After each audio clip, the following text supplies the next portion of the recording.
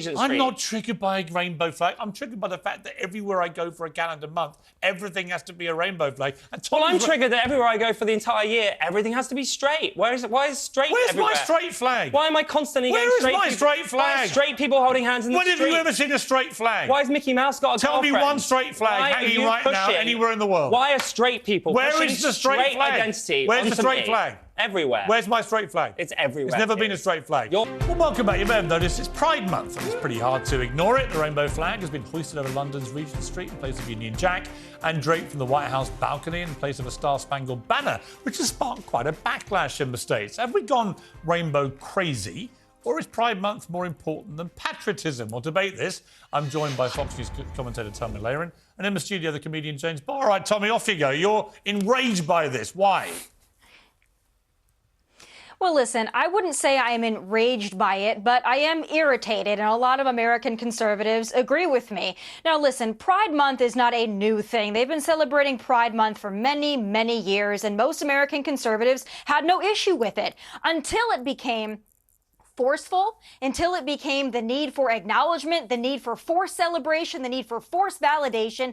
That's when you lost people. And then we took LGB and then we added LGBTQIA+++, and then we included men who dress up like women and mock women, like influencer Dylan Mulvaney. And then a lot of American conservatives just said, listen, we've had enough. It's okay if you're proud of your sexuality, but why do I have to be proud of your sexuality? That's where you lost a lot of folks, and we're starting to finally stand firstly, up I'll and say Dylan is a trans enough. woman. Dylan is a woman, so you got that wrong. And secondly, well, Dylan was a gay man until last year. Hang on, Dylan was a gay man until last year. They've transitioned, they're a woman. I think that we lost people right at the beginning when gay people were dying in the streets because no one was looking out for us. So actually what we're doing right now is just, I wouldn't even use the word celebrating. I think Pride is a protest. Is it a bit too much? In other words, do you want to... What does that mean? What is too much? In other words, I think with every campaign, bringing people with you is really important, right? The moment it looks like it's just over the top,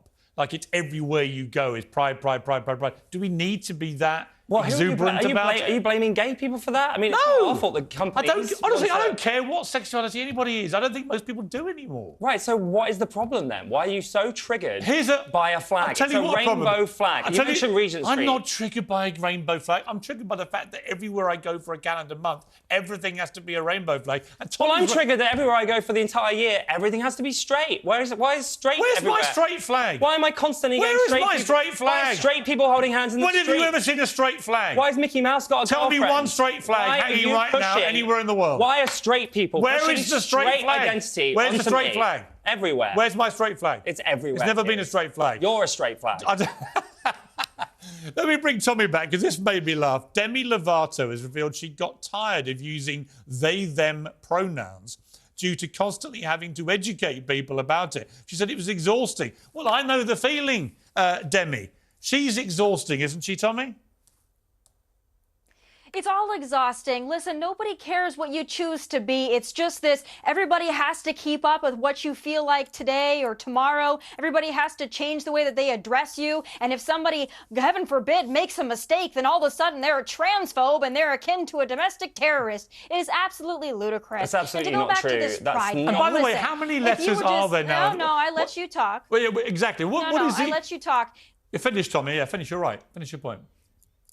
Yeah, and there's another part of this whole pride thing. Listen, if it was just rainbows and love is love, there's no problem with that. If you look at 9 or 10 of these pride events, it's grown men and grown women wearing bondage gear, smacking each other. Often children are involved to watch this spectacle. No, then. I mean, my goodness, if you want equality... Well, Sam Smith, never mind anybody else. He's always up there. Sam is a they pronoun. Sorry, please finish. Sam used to be a he too, right? We can't keep up with any of them. Demi Lovato used to be they, Demi's them. Exhausted, now so she's funny, a she again. He's been a he. He wants to be called they, them. He'll be back to being a he again. It is so funny. They can't make their minds up what they are. Both of you are straight, and you're saying you're exhausted. How do you know I'm straight? How dare you guess my sexuality? Let's not play games here. It is exhausting. I don't remember Tommy revealing her sexuality to you. There are 72 countries in the world where it's illegal to be gay. That's why answer me one.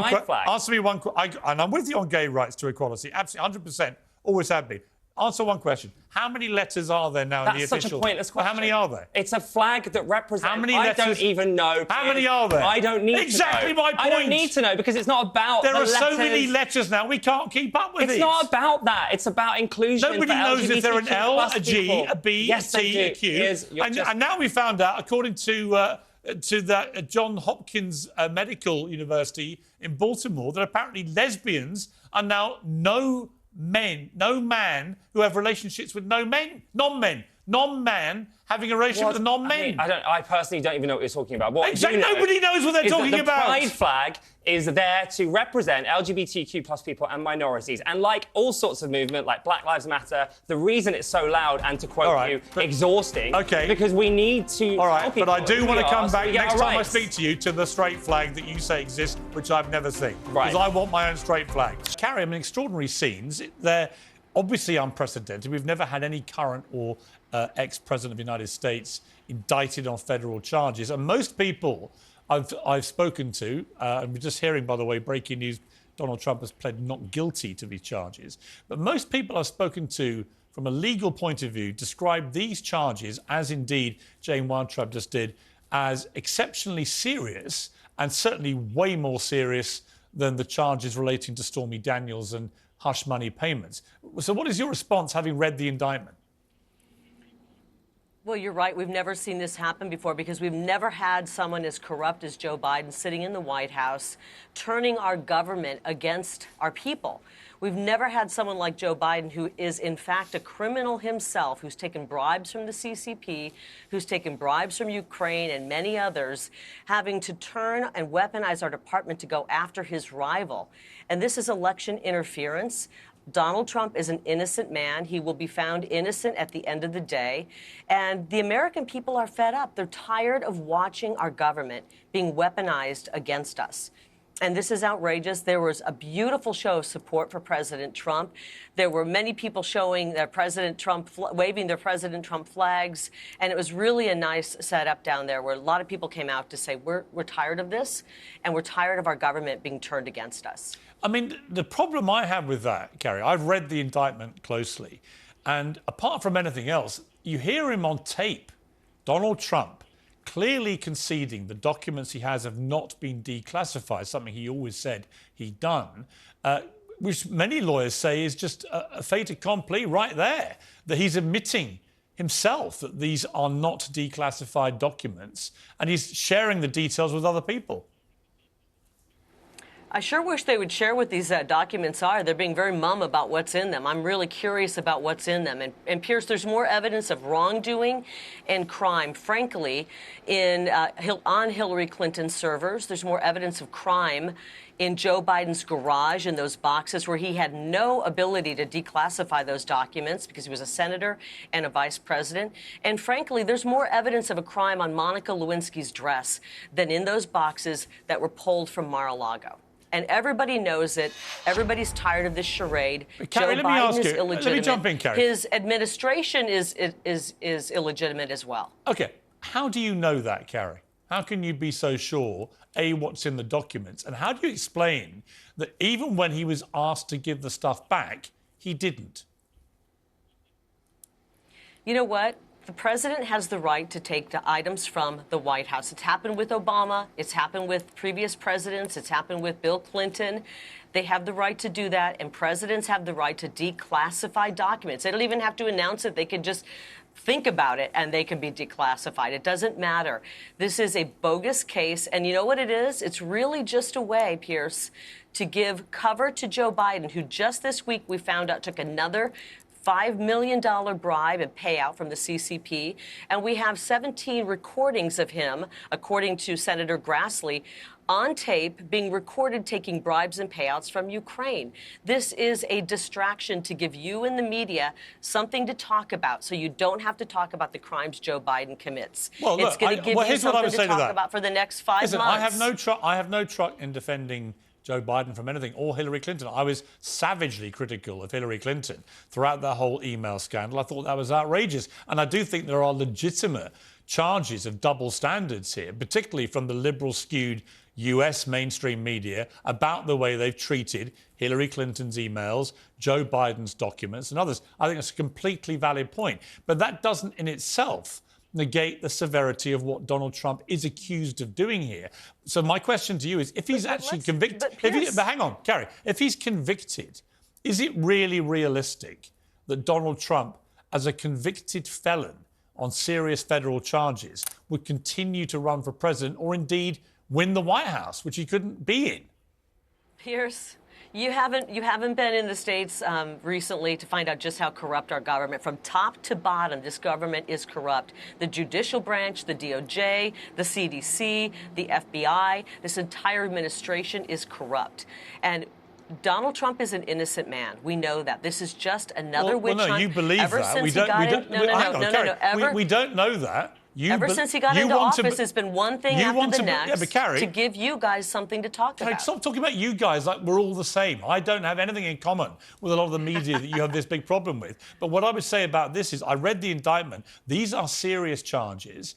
And I don't think that the special counsel who's levelled them can be deemed to be a partisan guy. So there's a possibility Trump gets convicted. So my question again, if he is convicted, should he or could he run for office?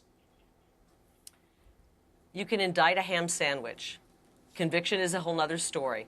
And he should run for office. He's not going to quit. Donald Trump is the only person standing up for we the people. Our government has turned on us right now. We have an illegitimate Joe Biden sitting in office, weaponizing our government against his lead rival. This is election interference. They know they can't stop President Trump. They know he has the people behind him.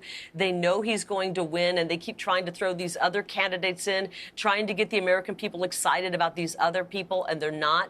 They want President Trump in office. And the only way to stop him is to throw bogus indictments at him and try to arrest him and stop him. I spoke to the chief whip in the morning, and he said, no, everything's fine. On Friday morning, the list was announced at 4 o'clock on Friday afternoon. I spoke to the chief whip on Friday morning. He said, no, everything's fine. Everything's fine. He said, let me go make some inquiries and I'll get back to you. He got back to me 30 minutes before the list was published and said, actually, you're not on the list. 30 minutes before it was published. And you found out from a journalist? I found out from Steve Swinford from The Times on Thursday night, and I didn't believe him. I thought he was lying to me. And I was cross with him. I said, Steve, why are you doing this? You know, and I thought to myself, why isn't he just finding out the evidence for this story properly? Someone is doing this to wind him up. You think the motivation for what Downing Street, you believe, did in stopping you getting this honour is that they didn't want to trigger a by-election? Which is pretty ironic, given it's actually triggered 3 by-elections. It's pretty stupid, actually. Not ironic, it was pretty stupid. If they thought they were being clever and avoiding by-elections... But they deny all this. By thinking that they could play... Well, of course they're going to deny it. Well, are they lying? They are not telling the truth. So they're lying? Well, they're not telling the truth. They're not telling the truth. But the Prime Minister said... there were 2 points. The Prime Minister said he's going to bring integrity back to public life in He's certainly not doing that. He's certainly not doing that. But you know... Do you believe Rishi Sunak is lying about this? So there are 3 points. There are 3 issues that Number 10 have lied on. They've lied on the fact that they denied the meeting with Boris Johnson even took place to begin. They denied to journalists and then accepted they had to acknowledge the meeting did take place. Then they lied and said that we were on the list and everything was absolutely fine. They gave the impression to Boris Johnson that they were going to ask for the revetting and that my name and others would be on the list and it would be signed off. The lies were told in a number of ways. And what I don't understand is the stupidity of it. And I've written about this in my column on the Daily Mail tomorrow. I put a timeline down about what actually happened. What I don't understand is the stupidity of this and the psychodrama creation of it. And the one point I would make is, you know, there were lots of criticisms about what happened under Boris Johnson, about the dramas that are compared to Number 10. Well, here's another one under Rishi Sunak. And the entire time that the dramas were occurring in Number 10, while Rishi Sunak was Number 2, working cheek by jowl with Boris Johnson. Let me ask you... We have another one. Let me ask you on a wider point. Should somebody who's been Prime Minister and has had to be forced out of office in disgrace, you may or may not agree with why, but that was the reality, should they be entitled to have a resignation honours list? Many people, I'm one of them, think that any Prime Minister who has to quit in dishonourable circumstances should abrogate the right to have an honours list. I'm not passing judgment on you getting one or any others, right? I'm just saying I don't think that that is good for the system. So, you know, if there had been a shred of evidence to justify the findings of the Privileges Committee against Boris Johnson, if they had... Well, there is a shred. There's more than a shred. No, there isn't, Piers. There is not a shred of evidence. So a Privileges Committee, hang on, which has 7 people on it, 4 of whom are Eurosceptic, Brexit-supporting Conservatives. You're saying they set out to destroy Boris Johnson, the Prime Minister who won a big majority and delivered Brexit. You think that that's a realistic scenario? No, I think that's a very simplistic scenario that you've presented. Because it's a fact. Because it isn't actually, because what takes place is that committee, it's under scrutiny, under a huge amount of public scrutiny. There are many events that have taken place that have been wrong with that committee. For example, the submissions by Sue Gray, who we just happened to know was working with Labour at the time, who we just happened to know employed a QC. But Boris Johnson, Boris Johnson supporter. Indisputably attended parties in number 10, breaking his own rules. He did not. That's why the Privileges Committee made the conclusions it's made, which clearly, when Boris read them, he decided were so bad he had to quit immediately. Piers, I regard the police as a higher authority. They find him. They find him and Rishi Sunak. Right, but they find Boris. Rishi Sunak should be driven out of Parliament because he was fined as well. Well, have you read this report by the Privileges Committee? No, I haven't. Right, so you don't know what it says. So you're convinced it's a stitch-up, but you haven't read it. I know the facts. And I know the facts that they're working on. No, you know what Boris told you. If you're saying Boris Johnson says and the word fact are 2 different things a lot of the time. Well, again, we are never going to agree on that. But if you think he always tells the truth? If Boris Johnson has been driven out of Parliament for having sat at his desk and not eaten a piece of cake, when people he was working with all day in the same offices came into that room to wish him happy birthday, if you think that is the basis for driving him out of office. I think it's more than that. I think it's more that there were the karaoke parties on the night before. No, he wasn't. It's his home. No, it's not his home. He was in Chequers. It's his home. No, Piers. Well, so again, let's correct a point there. It's Rishi who lives above number 10. Boris lived above number 11 next door. It was Rishi's home. It's Boris's office during the day, but it was actually Rishi's home. Are you actually going to quit as an MP?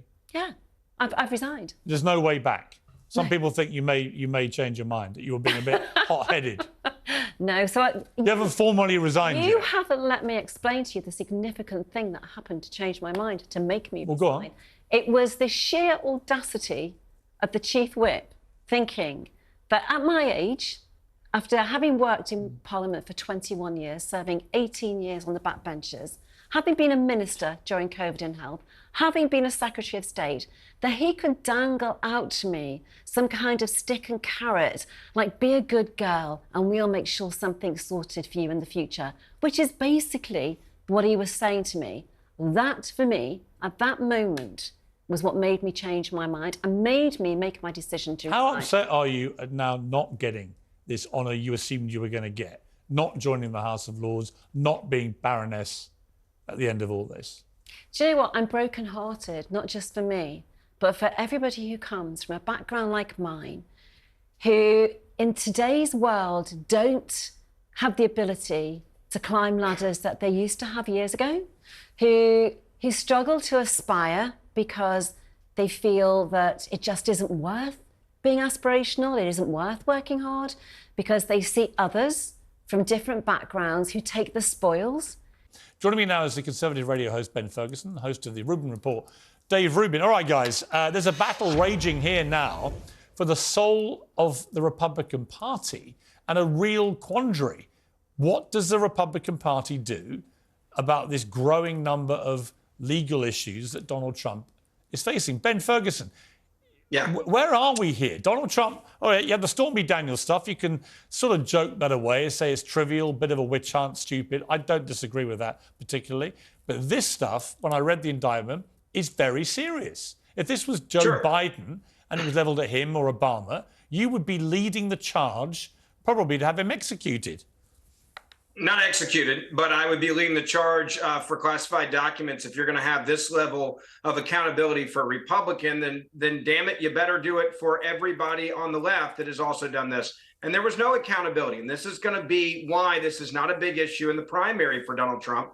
There was zero accountability for Hillary Clinton, the 3,000, 30,000 plus emails, literally telling her staff to take hammers to Blackberries and cell phones, zero accountability. And that's going to be the talking point for Donald Trump. I think he actually gets closer to the nomination today with this indictment because there are so many Americans, conservatives, that are sick and tired of a two-tier justice system where this system goes after Republicans and looks the other way when there's meetings on tarmacs between former President Bill Clinton and the Attorney General talking about Hillary Clinton. They've had enough of it. Now, does that mean that this is going to be a good thing for the Republicans and the general? I think it's way too soon to tell, Piers. But ultimately, right now, there's a lot of pissed off Americans that are sick and tired of this two-justice system here. And there's a lot of examples of it. I mean, for goodness sakes, look at the day they charged him. You've got intel that apparently $5 million went from one of the executives at Burisma in a bribery scheme to the sitting president of the United States of America. And the majority of the mainstream media was silent on it. So are people shocked by this? No, they're not. They're angry over it. Let me bring in Dave, though, because the issue to me is there's also a political element to this. And if I'm a Republican, there's rapidly coming a point when you have clear options. I mean, you could have Ron DeSantis. I went down to Florida and interviewed him. I thought he was pretty impressive. He's a genuine conservative. He's been wildly successful in Florida, turning a 33,000 majority into 1.5 million. He's Trump without the baggage. He's very Trumpian in all of his policies. You know, Trump's tried to rubbish him and rubbish what he's achieved. It's obviously, in my estimation, complete nonsense, that charge. Why would the Republicans want to pursue the Trump road to nomination when it's so fraught with potential danger and when he might be the only person that could actually let Joe Biden win? Well, the short answer to that is that Trump does have a certain captivation over the world in the last, decade or so that allows people to follow him whether things are working or not working. Look, at the moment, I agree with you and with Ben on this idea that the thing that people are most upset by at the moment is the selective prosecution and persecution of Donald Trump. When they see the asymmetry that Biden and Hillary and even Mike Pence as VP can get away with classified document things and Donald Trump can't, that asymmetry is what bothers people. But on the DeSantis front, I completely agree with you, Piers. We have what I think, and I moved to Florida during COVID in large part because of Ron DeSantis and moved my family here and 2 companies here. And I have a ton of flourishing people that I'm around now in a state that is functioning, I would say, really at the pinnacle of the world for freedom right now. We have a guy who has done everything he has set out to do in his legislative agenda. He has fought the woke. He has got the neo-racism out of the schools. He's gotten the gender stuff out. In effect, he beat Disney. He's doing all of the things that anyone who is conservative-minded or right-leaning or roughly Republican or even a disaffected liberal, which there's a lot of people. I think you're probably a little bit in that category. I think he's the guy that can get everybody out of this. But that's sort of a separate issue than what the base of the base, the Kari Lake types, who I like how she's on one hand calling you a sellout and then also saying, God bless you, I love talking to you, that they're never going to leave the Trump orbit. But I think Ron DeSantis offers a chance for a whole bunch of new people to come into the fold. Trump, I just don't see where the new people are. Even putting aside all of the indictments and the craziness, where are the new Trump voters? Well, that's a good question. I just don't know. Let me bring Ben back on that. I mean, the real issue is who can win the independents, for example. I just don't see independents liking any of this. They're all just looking at this aghast. And I don't disagree with you, by the way. There are legitimate allegations of double standards in the way that Hillary's emails and Joe Biden's documents and so on have been treated by the liberal-skewed mainstream media. I completely agree with that. But purely on Trump and what he's done here and what we apparently are going to hear from his own voice on a tape where he concedes these are not declassified documents, contrary to everything he's been saying. This is a real sword of Damocles hanging over the party. And you could end up with the most damaged candidate in history, and that might be the only way Biden, notwithstanding all his issues, ends up winning. So why is the smart play for the Republicans not to go for a much safer option of Ron DeSantis? Great question. Look, I like Ron DeSantis. I said this, I don't want a civil war the night after Ron DeSantis announced. And I said, if you took Donald Trump's name and referred to him as candidate A, and you took DeSantis' name off a page and said candidate B, both of those candidates, the Republican Party would be jumping up and down and screaming over. The difference, though, Piers, is this. There's a big asterisk now next to any accusations against Donald Trump. And the reason why many Americans, that in this, especially in this primary and going into the general, are saying, we don't believe you when you tell us that Donald Trump's a bad person. You said he was colluding with the Russians. We now know that the deep state lied to us. The top FBI and CIA directors were lying to us when they signed that letter, also saying the Hunter Biden laptop was not real, not authentic, and it was had the markings of the Russian government. Ben, again, let me jump in. I know the line you're taking on this, and I don't disagree with you. I thought the Russian collusion thing was a load of trumped-up nonsense, no pun intended. I thought the way that the Hunter Biden laptop thing was suppressed by big tech was outrageous. But ultimately, we are where we are, and I still believe that the Trump route to victory for the Republicans in 2024 is fraught with danger. Look, final word. Well, hang on, I'm going to leave it there. The argument he's going to make is he's going to say, do you believe me or believe them? Because every time they come after me. I get that. And there are lots of people, lots of MAGA supporters that will believe him. Dave Rubin, final question for you. Who is going to win the nomination? Give me a name. I really think Ron DeSantis is going to win the nomination.